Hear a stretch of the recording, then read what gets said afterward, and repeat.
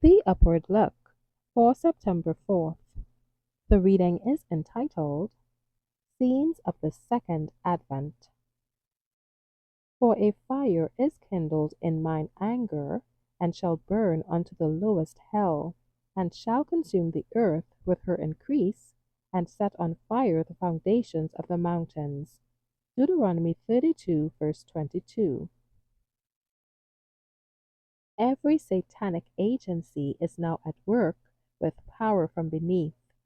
The day of death is not set before us in the Word as the great constraining motive, impelling us to be wide awake and determined in improving our opportunities.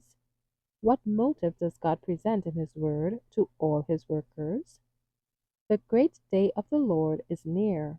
It is near, and hasteneth greatly. Zephaniah 1:14.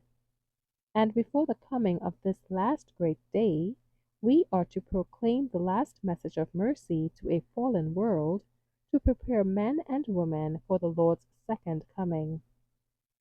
Everything that can be devised by the enemy to occupy the mind and to divert attention from this message will be devised. But we are to go forward in the proclamation of the word of the Lord. The end of all things is at hand. The coming of the Lord in the clouds of heaven, with power and great glory, is very near. In the day of his coming, the last great trumpet is heard, and there is a terrible shaking of earth and heaven. The whole earth, from the loftiest mountains to the deepest mines, will hear. Everything will be penetrated by fire. The tainted atmosphere will be cleansed by fire. The fire having fulfilled its mission, the dead that have been laid away in the grave will come forth, some to the resurrection of life, to be caught up to meet their Lord in the air, and some to behold the coming of him whom they have despised, and whom they now recognize as the judge of all the earth. All the righteous are untouched by the flames.